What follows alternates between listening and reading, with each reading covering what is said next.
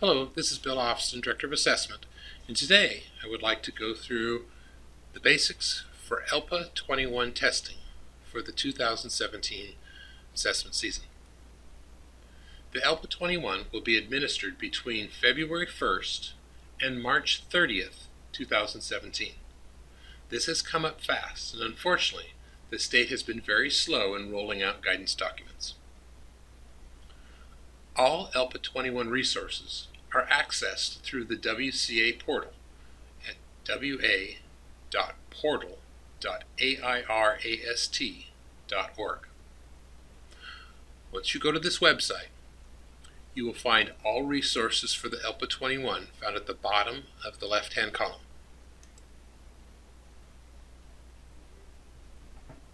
Clicking on this link, you will see several resources. First, an application for the ELPA21 practice tests. This is actually the same application that opens up any other training or practice test.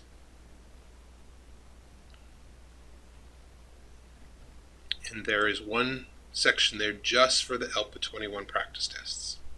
If you are going to walk students through the process where you do the full login, they will need to log in with the secure browser and click on the practice and training tests, uncheck the guest boxes, and enter in their own first name, SSID, and then of course the session ID that includes the word train that you will load. If you run students through the regular lockdown browser, it will not connect to the training and practice tests. The training and practice tests can, however, be taken in guest mode, with students just going straight in as a guest and taking it.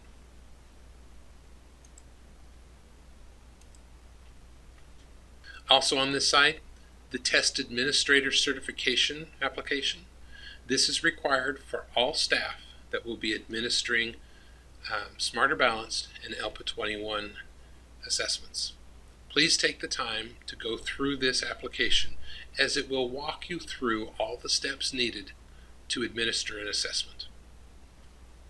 Of course, the test administration application, this is the same application we use for all other state tests. This is how you will administer the ELPA21. You will click on this, set up a test session, and students will then log into that test session. I'd really like to spend a few minutes going through the ELPA resources that are available. Please note before I move on that the WCA portal will be down twice during the ELPA21 window. The first downtime is Friday, February 19th, starting at 8 p.m., and it follows through to Sunday, February 21st at 7 p.m. The same downtimes will occur in March between the 18th and 20th. This really will not be much of a problem, as it will occur over weekends, but please put that into your planning. If you need to get access to the system, do so before it goes down on Friday night or after it comes up the next morning within the ELPA21 resources. I want to start with the General Information tab, Coordinator Information. Scrolling down, we have the achievement level descriptors for the ELPA21, and a few things that I would like to go through with you. First of all, the technology skills checklist. This is new this year, and you should pay attention to these items as you prepare your students for the test. The document identifies by grade level the specific skills students will need to be able to access the ELPA21. Skills such as the ability to find and navigate using the buttons. What does double-clicking do within the ELPA21? How to log in. Basic pointer skills and selection with the mouse.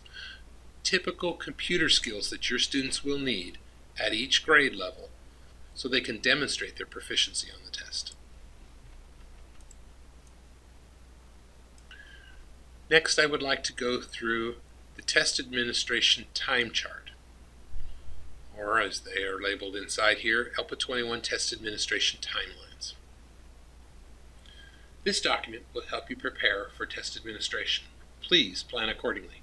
Remember, students will be tested in the 4 domains of reading, writing, speaking, and listening. The limit being that once a subtest is started, the student must finish that subtest within the same day.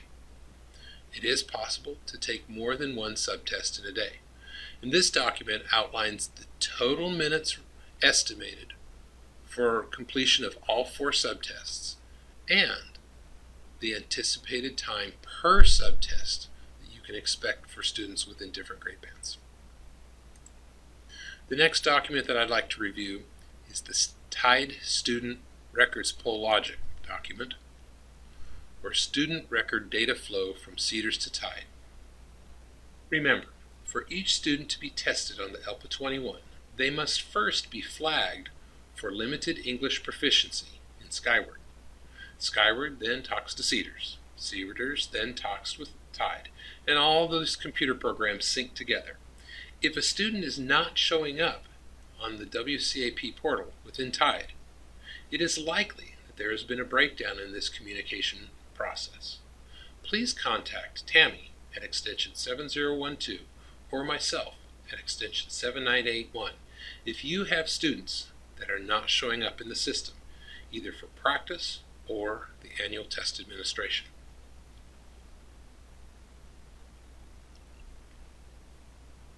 Finally, on this particular site, I would like to go through the ELPA21 tool button sheet, or ELPA21 tool button image and description sheet.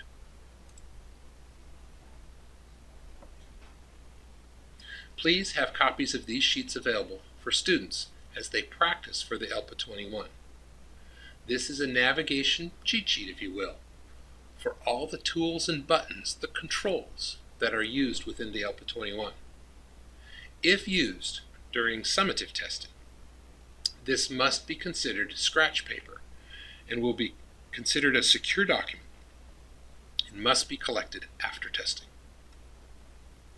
There is nothing on this sheet in itself that will give students an advantage over other students on the test. Simply a definition sheet of what each control does and how to use it.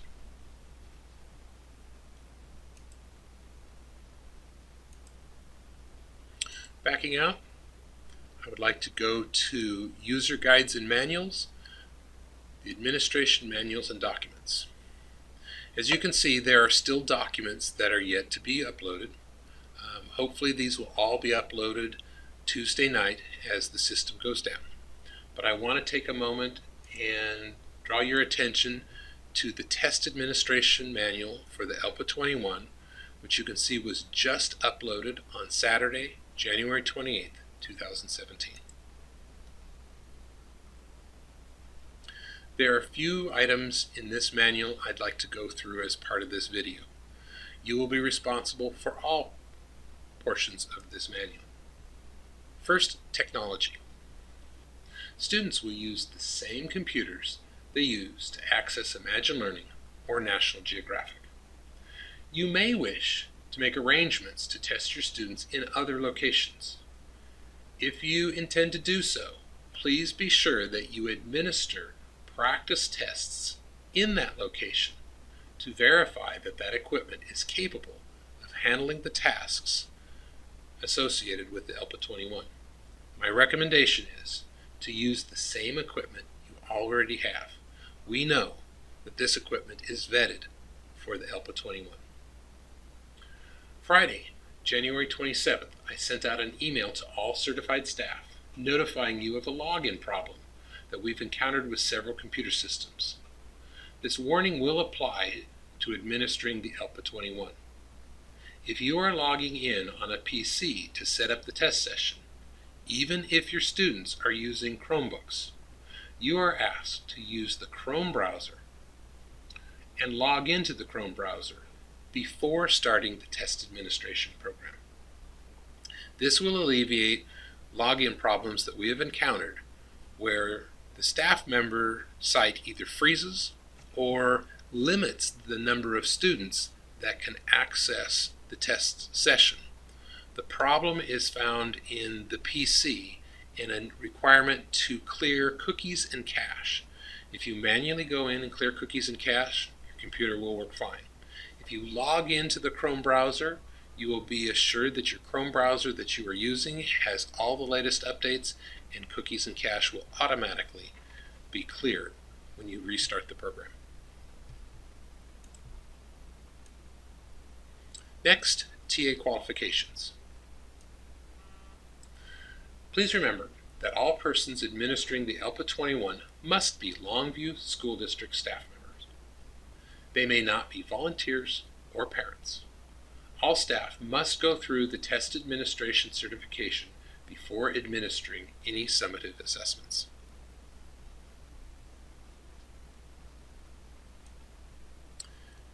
Next, security and professional code of conduct.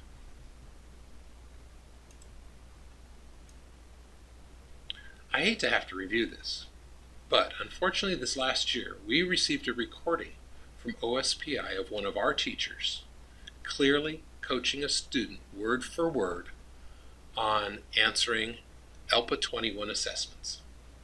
This is absolutely not allowed at any time, and your adherence to a professional code of conduct is imperative.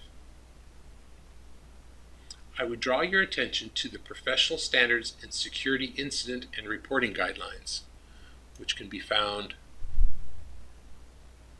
under Test Administrators,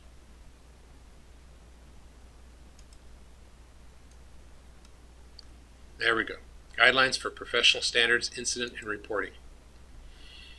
I will attach this document for you in an email, but please review this and make sure you are aware of all the do's and don'ts that are required before, during, and after test administration.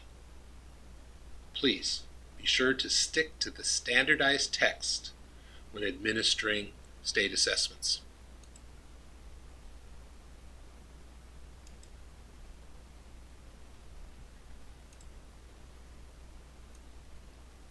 Next, a bit on test administration.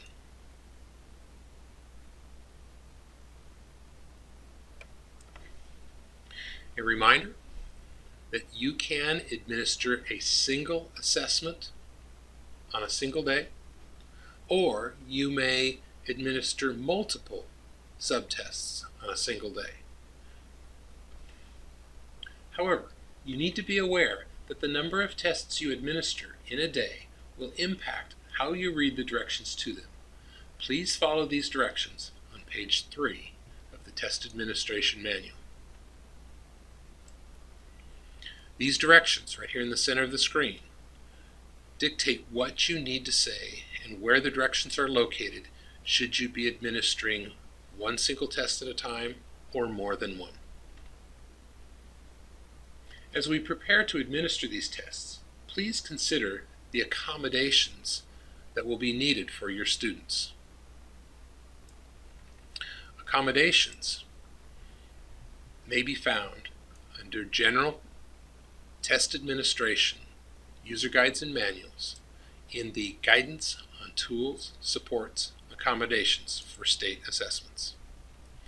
This document has a very specific set of rules just for the ELPA21. There are a variety of tools and resources available to students while they take the ELPA21. They include embedded or computer enhancements, non-embedded supports that reside outside of the computer, and specific supports available for paper pencil testing. These are included in all 3 levels of support, from universal tools for all kids, designated supports for all kids, and accommodations, which are limited to students with a 504 or IEP.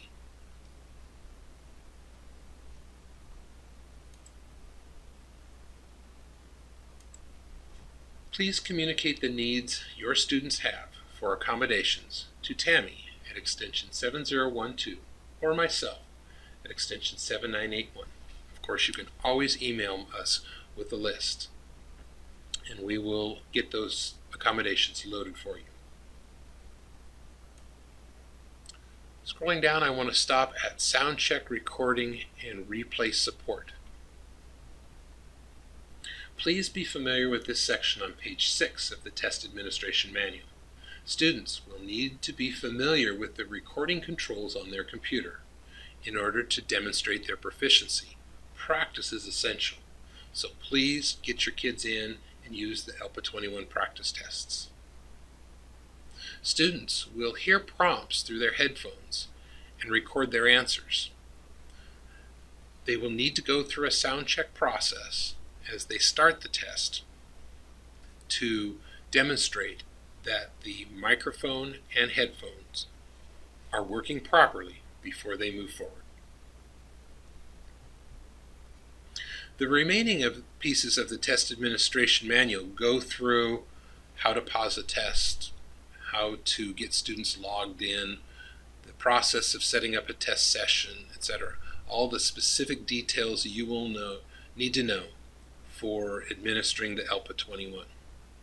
There's a lot of duplication in this, and most of the details that are found in here are also found in the Test Administration Certification, which is really a good online video to make sure you know what steps you need to take to administer state assessments.